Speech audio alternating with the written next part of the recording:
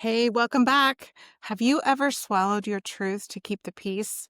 You probably told yourself it was no big deal, but here is the deal. Every time we silence ourselves, we don't just hurt us. We feed dysfunction, enable abuse, and teach everyone around us that our needs don't matter. And this silent sabotage is costing us all more than we think. Hey, I'm Janice Holland. I'm a licensed therapist and I am the trauma teacher. I'm here to help you step out of performative living, where people pleasing and self abandonment thrive, and into courageous living, where your voice leads, your choices align with your values, and your life finally belongs to you. So, self silencing doesn't always look dramatic. Most of the time, it's very subtle. Maybe in your marriage, you don't bring up how hurt you feel because you don't want to start another fight. Or with your kids, you avoid correcting them because you don't want to deal with the pushback or disappoint them in some way. Maybe at work, you don't share your idea in the meeting because you don't want to be criticized. Or with friends, you let them choose the restaurant, the trip, the plans, even though it's not really what you want to do because you don't want to be seen as difficult. Each of these moments feels small, but stack them together and you're building a life where your voice is completely absent. Every time you swallow your truth, here's what happens. You disconnect from yourself because your needs, desires, and emotions are pushed underground. You build resentment because others keep overlooking you, even though you never really gave them the chance to truly see you in the first place. And your body starts to pay the price. Chronic self-silencing ramps up our stress response. It tightens our muscles, we have shallow breathing, digestive upset.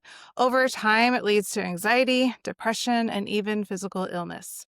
So you might tell yourself that you're avoiding conflict, but what you're really doing is turning conflict inwards, and your body absorbs it. But the damage doesn't stop there.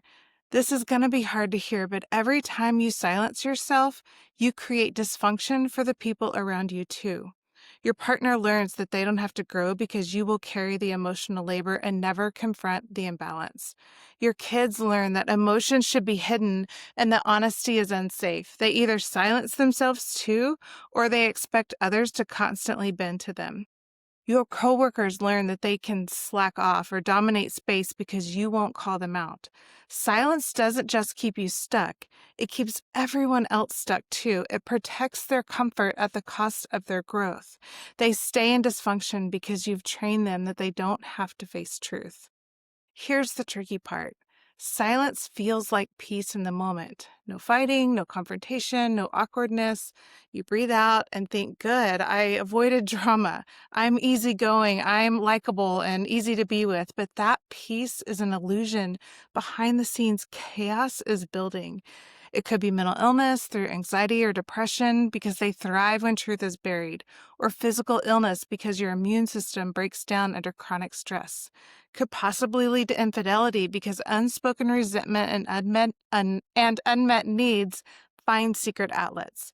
Perhaps you've experienced explosions because years of silence eventually leads to screaming, or possibly the collapse of a relationship that has remained silent. Silence doesn't prevent chaos, it delays it, and when it finally surfaces, the fallout is far more destructive. To be clear, this isn't just my opinion. Research backs this up. Studies show that women who chronically self-silence have higher rates of depression, autoimmune disease, and even increased risk for early death. Why? Because the body can't survive under constant suppression. On the outside, you look calm, but inside your nervous system is inflamed, exhausted, and breaking down. Silence is toxic, and your body knows it. We've been told that silencing ourselves keeps the peace, but the truth is silence doesn't create peace, it creates pressure. Pressure in your body, in your family, pressure in your community, and pressure always finds a release, either through illness, infidelity, burnout, broken relationships. Self-silencing isn't peacekeeping, it's chaos building.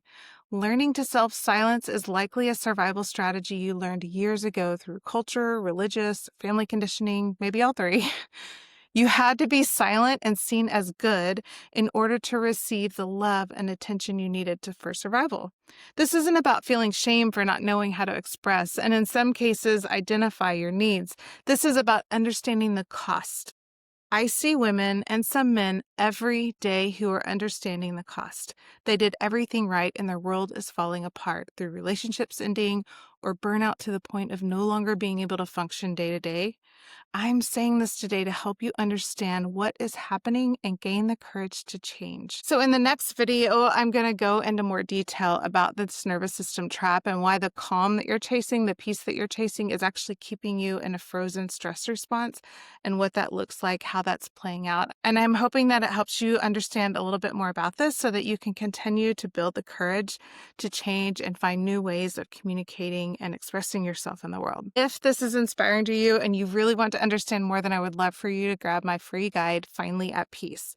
This guide breaks down performative living into understandable terms and gives you clear action steps that lead you toward peace. So grab it in the description box below or comment guide, and I will get it to you ASAP. I'll see you in the next one.